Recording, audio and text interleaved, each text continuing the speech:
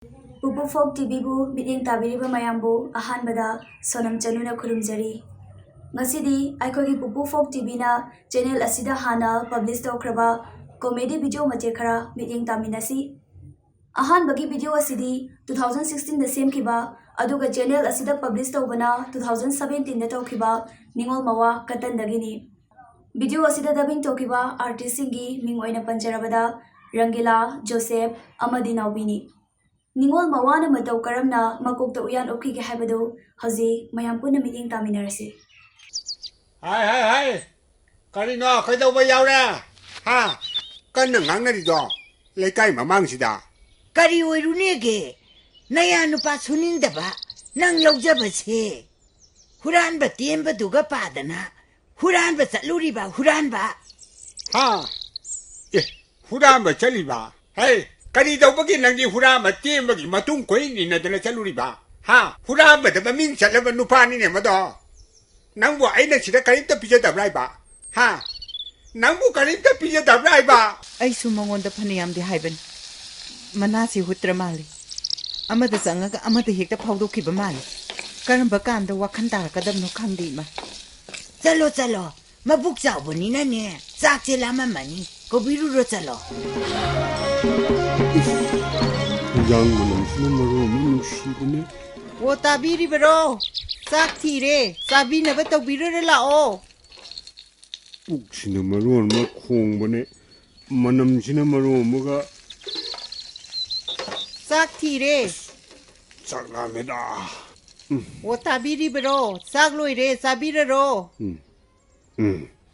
chak sabadi yadri ai hojik chauribane ba hai anga nang na pamba porong thongba duni ne sara ro hari ro aina pama porum thongbaduni charoidra kaina wo anga moina sumaina kauraga aina chaningoi dawdawnaga sara ro hari ro aidi cha kamta charo noi namam cha chao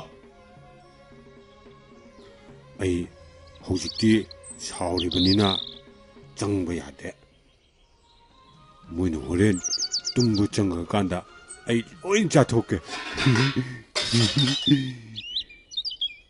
henjang manam sibawdi patana haure kanam leitre tumin changa oi cha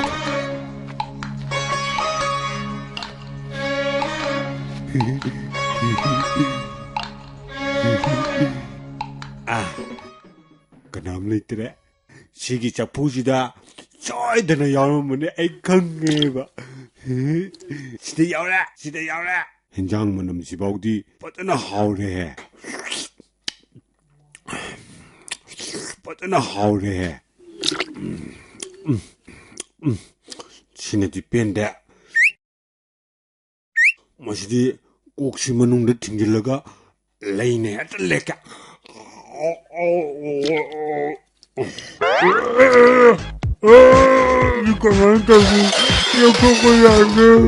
hai takum da gonga to to habong ka changbre ni yewuni noiba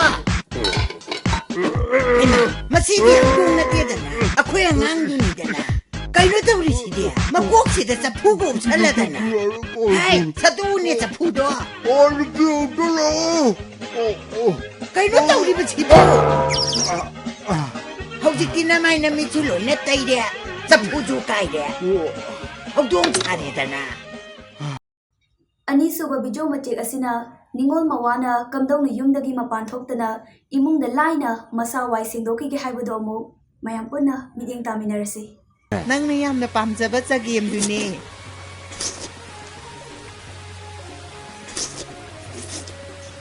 nang chak sidi yami ha okadra sidi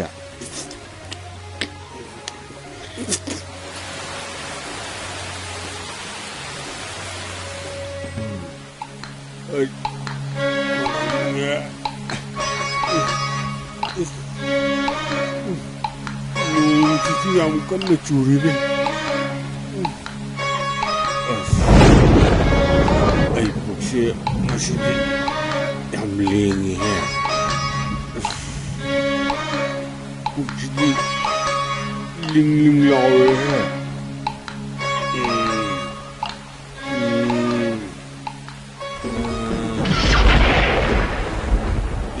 ai pukse ting ting lao re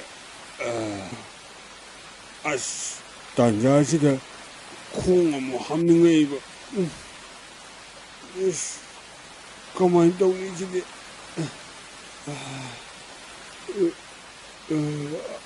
as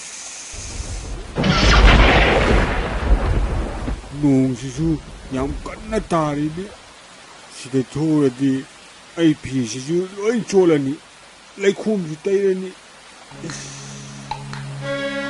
kamai tawni sida era khangjilage nong sisu hangdere khangmasi yaro dori mala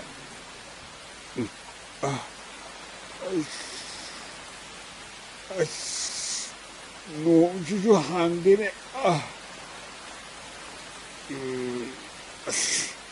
yare saideta onarage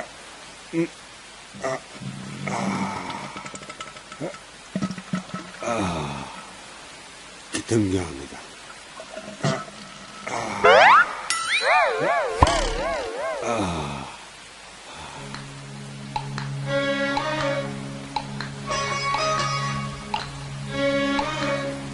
tumbayani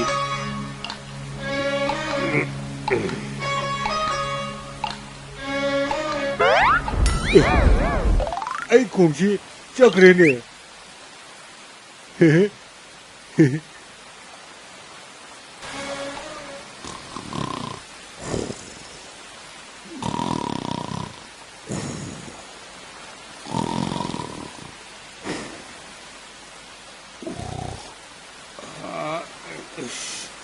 pukja mung yarak trene sidi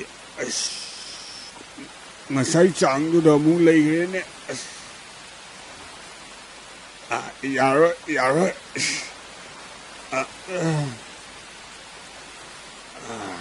sada muka onara lore wakan kare taida ai ni ngasai na chiraju lo chalaba yabani chakro khong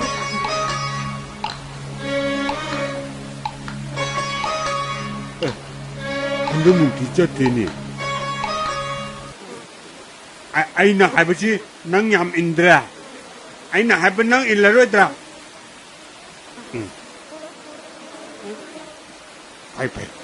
낭 아이나 할아버지 인드럼니나 자이 자게라 잘로게라. 낭 짰대. 낭 짰대.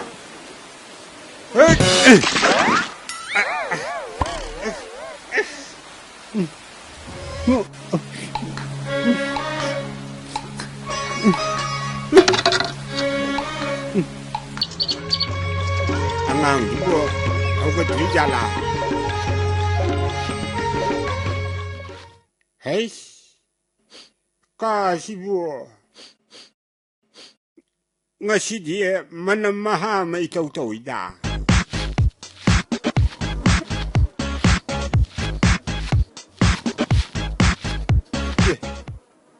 Kau ini panglang dah, kau ini itai di sini. Masyado sutay rin Siti amang banita na. May pimalo rin. Hey, mama! Nangbuka daw ni Jay, tulaw na nang ba? Yahu baga kari ang muktaw na rin. Laiga kurambang ga kangoy da ba ni? Hey, katan! Hagol na! Kayo na nang tawli siya. Ha? Kanino ay ba na nang tawli siya? Nasa kachu amang ba na itay na dana? Karino manam sidia. Karino tauram sidia. Hey, yung una siya tawli siya. Imay pima. Karino tauram sidia. Kay no na puksay-say si buwa. Masinahig tawa tabag siya natay sa ba nga tatawan ni. Amang sang dalay ka daw kongbo, pamung dalay di si Yengba nenoy ba? Hey, nga si kagina, nang ay yung si dalay rano. Nang gumakatan apang nana, ay di iyaway ba da matiksadi. Nang nga si mat, yung masitadok to na sa kilaw ni. अरोइबदा पुपु फोक टीवीबू मियामना लेप्तना support तौबियु अखोइगी वीडियोबू लोइना मिटिंग ताबियु अमदी आर्टिस्ट सिंग सिबु नुशिबिदुना मयामना सपोर्ट तौबियु हाइना नोलुक्सेरी।